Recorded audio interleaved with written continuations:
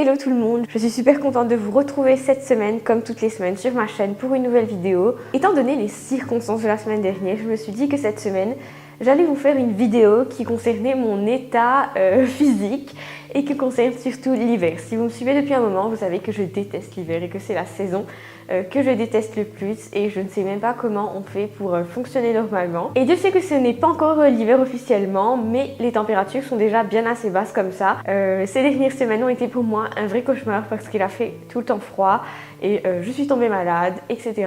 J'ai eu une grosse baisse d'énergie et j'ai de plus en plus de mal à me lever. J'ai essayé de compiler pour vous cette semaine quelques astuces qui peuvent vous aider, vous, que j'ai appliquées personnellement parce que j'ai dû survivre à tout ça, pour mieux vous sentir en hiver, pour vous sentir plus éveillé, pour continuer à être productif. Si vous ne le saviez pas, la dépression hivernale, c'est réel. Au moment de l'hiver, quand la lumière se fait plus rare, on a de plus en plus de mal à se réveiller, tout simplement parce que nos cellules ont du mal à se réveiller, nos cellules réagissent aussi à la lumière et donc une fois qu'on se réveille, notre corps n'est pas tout à fait réveillé. D'ailleurs, c'est quelqu'un qui a eu le prix Nobel cette année qui a expliqué tout ça. Ma première astuce concerne bien sûr le sommeil et je ne peux pas vous donner de meilleurs conseils que de vous coucher plus tôt. J'avais pour habitude d'aller me coucher aux alentours de 23h et je peux vous dire que c'est fini parce que impossible de se lever sinon. Avec les nouvelles heures de lever et de coucher de soleil, je peux vous dire que je me couche entre 1h30 et 2h plus tôt. Même si ça me fait me coucher juste 1 heure après le dîner, je sais que ce n'est pas recommandé,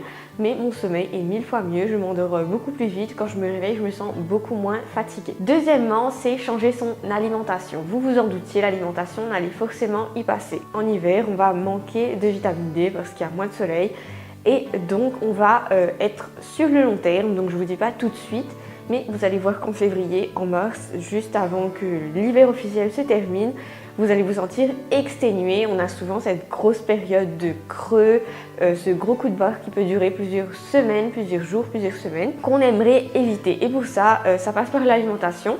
Parce qu'il faut compenser dès maintenant, et oui dès maintenant, son manque de vitamine D qui va arriver. Tout ça en incluant des ingrédients simples dans tous ces repas. Pour cet hiver, je vous recommande vivement de consommer les trucs qui sont hyper riches en vitamine D, notamment les oranges, et c'est valable si vous êtes vegan ou végétarien. Mais sinon, ce qui fonctionne aussi, c'est le lait et les gélules de foie de morue, et aussi augmenter sa consommation de poissons huileux en général, c'est hyper bien pour augmenter son taux de vitamine D. Bien sûr, il y a tout un tas d'aliments qui contiennent de la vitamine D, mais ceux que je viens de vous lister là, ce sont ceux qui contiennent le plus. Aussi, une autre astuce que j'ai intégrée à mes habitudes, c'est de m'hydrater. Je sais que ça peut paraître comme une astuce bateau, mais s'hydrater vraiment en hiver diminue vraiment vos chances de choper des sales trucs comme moi je l'ai fait. Tout simplement en augmentant les boissons chaudes que vous allez prendre, ça évite le dessèchement de tout ce qui est votre nez, votre gorge, etc. et les rend vulnérables aux virus et aux bactéries. Et personnellement, j'ai intégré une nouvelle habitude, c'est d'inclure beaucoup plus d'épices dans mon alimentation, en passant par le curcuma, l'ail, le gingembre. Les épices, ça réchauffe et c'est hyper bon pour la santé. Un autre truc très important qu'on connaît mais qu'on ne pratique pas vraiment, c'est de ne pas rester enfermé chez soi. En plus d'aérer, qui n'est pas un truc intuitif en soi parce qu'il fait très froid, il faut sortir de chez soi. Aller faire une balade par jour ou aérer extrêmement bien votre pièce. Sachez aussi que l'air qui ne circule pas dans votre maison est potentiellement de l'air contaminé.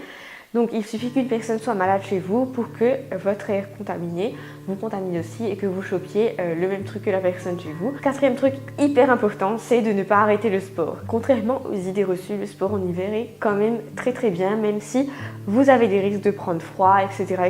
En général, le sport est très positif. Et je sais qu'il y a beaucoup de gens qui arrêtent d'aller au sport parce que les gens ont beaucoup plus la flemme de sortir de chez eux. C'est compréhensible, mais sachez que le sport vous aide à développer des molécules qui vont booster vos défenses immunitaires et qui devront donc vous aider à combattre les maladies de l'hiver et qui vont vous aider à vous sentir en forme physiquement et mentalement. Donc c'est un travail sur le long terme. Vous verrez que quand tout le monde va être complètement HS en février, en mars, vous allez quand même rester bien dans votre tête et bien physiquement. Cinquième astuce que je pratique et qui est super top, c'est de se rendre la vie facile. Il y a des choses que vous pouvez faire pour vous rendre la vie plus agréable et ne pas souffrir du froid. Déjà, en plus d'adapter votre chauffage, c'est de vous équiper correctement pour que dès que vous sortiez ou dès que vous êtes chez vous à rester au calme, et ben vous puissiez profiter, être en mode cocooning, donc que ce soit dans des bougies, dans des chaussons, etc. Facilitez-vous la vie, achetez-vous un plaid, faites-vous plaisir pour que l'hiver se passe hyper facilement. Et puis dernière astuce qui n'en est pas vraiment une, c'est vraiment de profiter de ce moment où on n'a pas de grosses attentes par rapport à ces possibilités de sortir et de faire des activités. Profitez de l'hiver pour lire, pour faire des choses qui se font facilement à l'intérieur. Motivez-vous à faire des choses qui vous gardent au chaud mais vous tiennent occupés et vous tiennent moralement en forme. Donc voilà, c'était quelques astuces qui vous paraîtront évidentes bien sûr. Je pensais que c'était utile et intéressant de partager ça avec vous. Dites-moi si vous avez aimé, si vous avez d'autres astuces et que vous aimeriez partager ça avec tout le monde. N'hésitez pas à les mettre en commentaire. Je vous retrouve la semaine prochaine et je vous dis prenez soin de vous, même s'il fait froid, même si vous n'avez pas envie. Et à très vite!